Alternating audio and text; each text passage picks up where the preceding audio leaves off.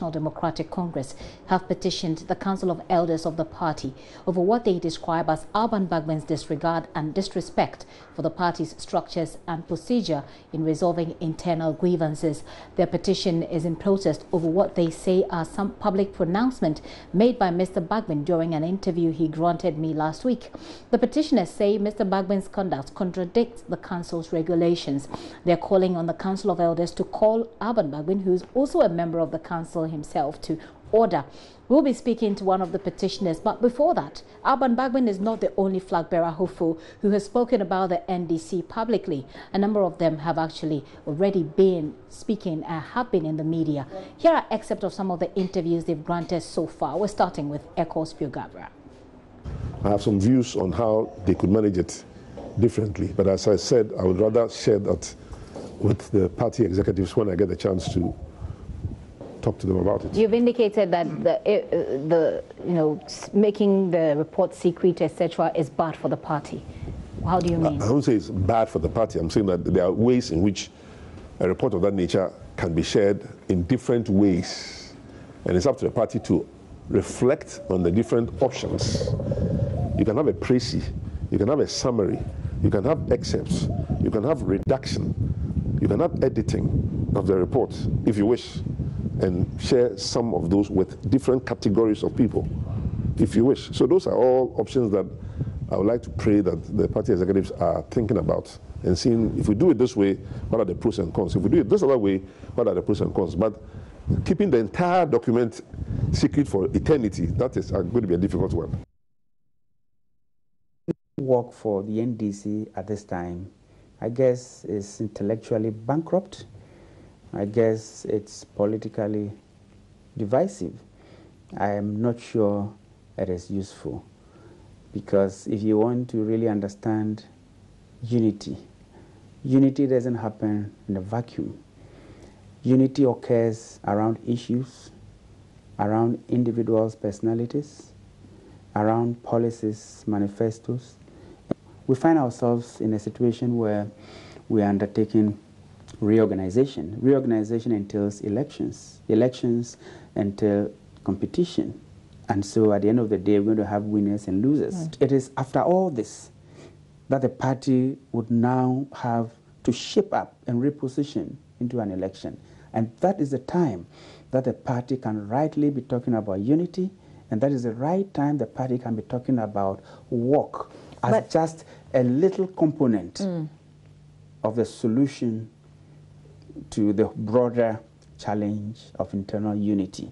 To put it bluntly, it is just a smoke screen for an individual to position himself for. And who is this individual? For I don't know.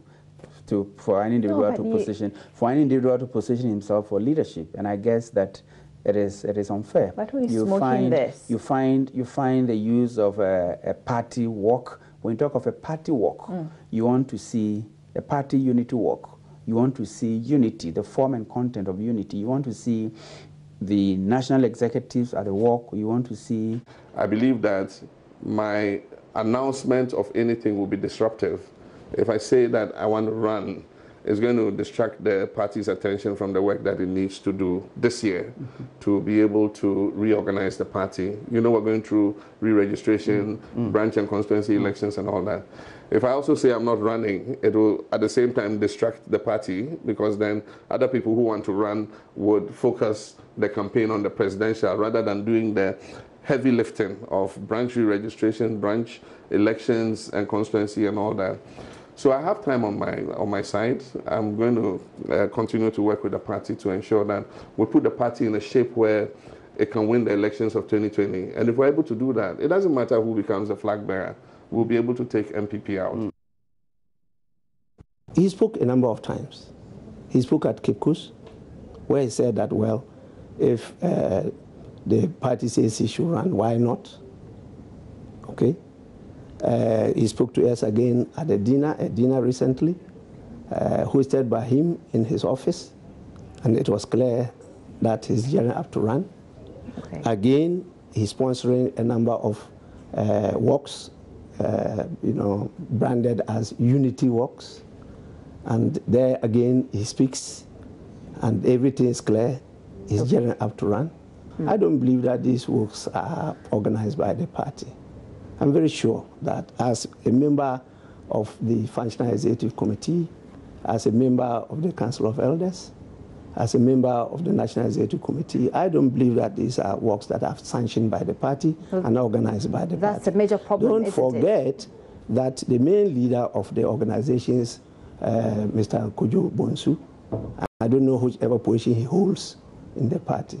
I say it as it is, and I believe that that is not even the time. You see, timing of these activities are very essential to a reorganization of the party. I disagree with all those things, and I know people react to it, usually with emotions and sometimes indecent language, but I'm here to speak my mind.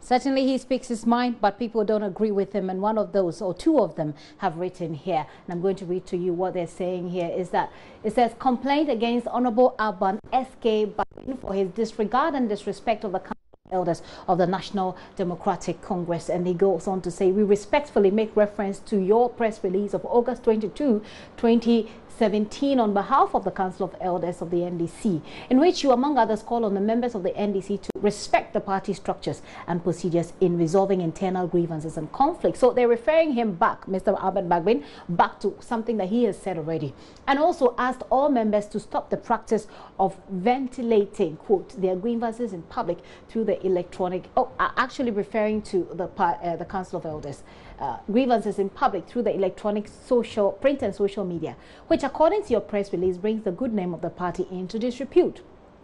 In furtherance to the above, sir, we wish to humbly bring to your attention, if you are not already aware, a violation of the above positions of the of the council by the NDC Member of Parliament for Nadoli Khalil Alban S.K. Bagbin, who embarrassingly is a member of the council that set forth the above for compliance by the members of the party. Mr. Bagbin, in a wide-ranging interview, and they say copy attached, so I'm guessing that they've transcribed that interview with the multimedia group, an interview we are informed he personally requested for, and which has been serialized on both the TV and radio platforms of the group and also on their social media handles, launched a series of verbal attacks, concocted lies, and sought to sow very dangerous seeds of hatred against His Excellency John Dramani Mahama, former President of the Republic of Ghana and a member of the Council of the Elders of the NDC. Clearly, sir, this is not a route that will contribute in any way to the process of healing and reconciliation that our party, the NDC, is seeking. So, one, they're accusing Mr. Alban Bagbin of launching a series of verbal attacks, lies, they say, against former President John Mahama. Let me quickly move to the final paragraph of this letter. It says, in view of the clear violation of the Council's advice and caution to members via the August 22, 2017 press release, and in order to quickly prevent a possible avalanche of public reactions by others who feel obviously angered by the behavior of the Nadoli Khalil MP, we have chosen to officially complain to the Council through you.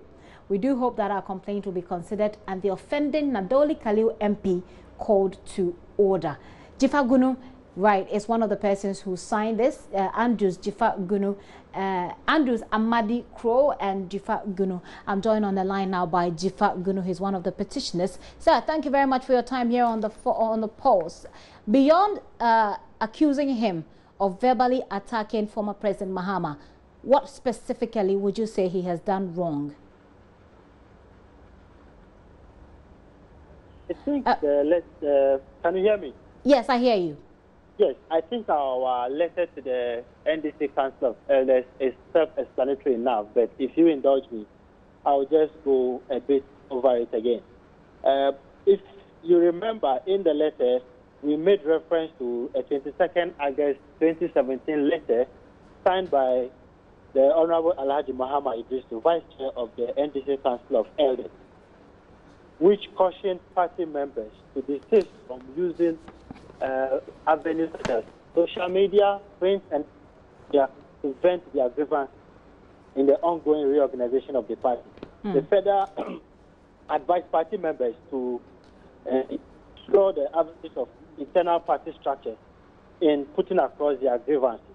Interestingly, Honorable Alban Bagbin, the very deputy Speaker of Parliament, is a member of the Council of Elders.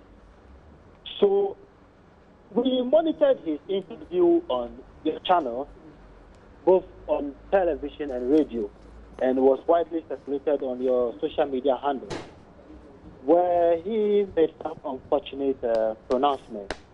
And we felt it was. What are these pronouncements that you say? I will come. Yeah, because of our time, and like you say, your release is quite self-explanatory. The details we want is what I'm asking. Well, I will come to that. But you see, it's very instructive to know that when our Council of Elders, who saw wisdom in the fact that a lot of our colleagues were going wayward in the way we are putting across our grievances, decided to caution us and give us hope to solve our problems internally. Another member of that very respectable council decided to go against their now, direction. you've raised some accusations here. Let's be clear so that we can understand your position now. Well, what exactly did he say that amounts to what you're calling lies and verbal abuse or verbal attacks on Mr. Mahama? Honorable Bagbin made that His Excellency John Dramani Mahama was the one founding the NDC unity walk as a vehicle for his comeback. He didn't say. Now let's come from this background that I conducted that interview. So he did not say that he was former President Mahama is doing so because he wants to be president. He did indicate, by the way, that he is funding it. Do you have evidence? He did indicate that. Yes, that he is funding the unity walks, because he says that the unity walks are not sanctioned by the NDC. Is this something? Is this something you can confirm, or? With the greatest of respect to the Honourable Member of Parliament, it is not true that the party did not sanction. Okay. You can check from Mr. Kofi Adam. It was the Southern NEC gave their blessings to the NDC unity walk, so it was sanctioned by party. That is even why General Mosquito, our party General Secretary, has taken part in a few of them. Okay. The Deputy General Secretary, even the National Chairman took part in the Greater Accra edition. If they did not sanction it, what then would these party members, senior party members, put in that program? Okay. Let me find out what exactly you want the Council of Elders to do. To call him to order, that's it? Exactly. Or what else do you want them to do? We respectfully have to call them. This is what we all agree and push our party members. Can you come again? I think I lost you briefly. We are respectfully asking the council to call Honorable Bagbin and tell them that you are part of the body that asks party members to apply. So please, let's take it as a council of the party. Honorable Bagbin should be safe to be compliant with their own directive. That's all we are taking. Okay, now let me find out from you, what would your reaction be to those who say that you, like others, are part of the group in the John Mahama camp that Mr. Bagbin refers to within the NDC? Are you a part of those? Refers to as what? He says that there is a camp, a John Mahama camp, or he indicates that there's a John Mahama camp within the NDC. Are you a part of that people? There are millions of NDC members who believe that His Excellency John Mahama should lead the NDC again. You are one of those? I believe so. You are one of those. It's either you are or not. Are you one of those? I am. You are. So, so then how do you respond to those who say that you are doing this because really you are backing Mr. Mahama to go for the flag bearer position, and you're doing so because Mr. Alban Bagbin wants to be in the same position? So this is basically some sort of politics. In answering you, let me ask a rhetorical question. Is Mr. Bagbin attacking His Excellency John Dramani Mahama so as to weaken him from contesting again for his personal that's a rhetorical question for us to answer. Whether Alban is doing all these interviews so as to gain an advantage over Mahama, because he indicated that in the internal context, he would beat His Excellency John Dramani Mahama. So let's ask, is he doing all these things so as to gain an unfair advantage over John Mahama? But answering the question again, I believe that Congress should determine who leads the NDC. But is that your position? What the question, the rhetorical question that you asked, is that your position? Your position is that Mr. Bagbin is doing all of these because he wants to gain an advantage over Mr. Mahama when it comes to being the flag bearer of the NDC. I honestly don't want to go into that tangent, but it seems you already have. Actually, you started it. So are you one of those who believe that he is doing so because of that? Because as far as we know, Mr. Mahama has not said he's going to run anyway. He hasn't said that, but Honorable Bagbin has drawn him into a controversy, alluding to the fact that Mr. Mahama has made suggestive comments which suggest that he will contest. Okay, finally, before I let you go, in putting out this press statement, are you not in a way doing the same thing you are accusing Alban Bagbin of doing, washing your dirty linen in public? Why don't you just approach him and deal with this internally rather than putting out a press release? The complaint to the party leadership, then a Council of Elders, was a document we submitted privately. But we made a short statement to the fact that we had formally written to the National Council of Elders, which and we felt that we should inform the general public that this is something we are taking.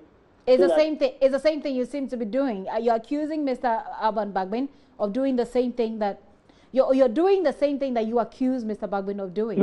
No. We have put our detailed complaints before the Council of Elders, which you've laid hands to. I don't know how you managed to get it because you're a journalist, perhaps. I don't know how you managed to get it. But the detailed complaint, we didn't put it up. And by this, but you're saying that you don't know how we got it, but you certainly put it. You admitted a while ago that you did put it out there because you thought that the general public should know. There's a statement. This the details to the council. Okay. Yes. But what is the response you've received from the Council of Elders so far? Oh, they have received it. Yeah, yet to hear. You know, we can't expect them to respond in less than 24 hours. So we are giving them the benefit because they don't meet every day. They will have to constitute and deliberate on it. And I believe strongly that it's composed of men of wisdom who can deal with the issue dispassionately. Thank you very much. Jifaguno is one of the petitioners. He thinks that Mr. Alban Bagbin is out on an attack on former President John Mahama because he wants to be ahead in the race for the flag bearership. And by so doing, he's disrespecting the structures of the party. Let's get again on the phone line and speak with political scientist, Dr. Agredako. Sir, thank you very much for your time here on the Pulse. Now, with this back and forth that's going on within the NDC, what do you envisage, or to what extent do you envisage this could further damage a party that's recovering from a humiliating defeat?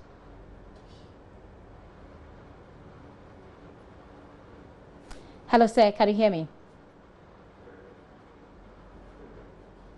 All right, we're trying to reach Dr. Agredako for some kind of analysis on what's happening within the NDC. Dr. Agredako is a political scientist, and he'll help us, analyze whether or not this will have any further effect on a party that, as I indicated, is already struggling from its loss and struggling to put itself back together as it looks forward to meeting the NPP at the polls in 2020. You're still watching the Pulse with me, Gifty and PR. It seems that we've lost Dr. Agredako. Let's take a very quick break. We'll be right back.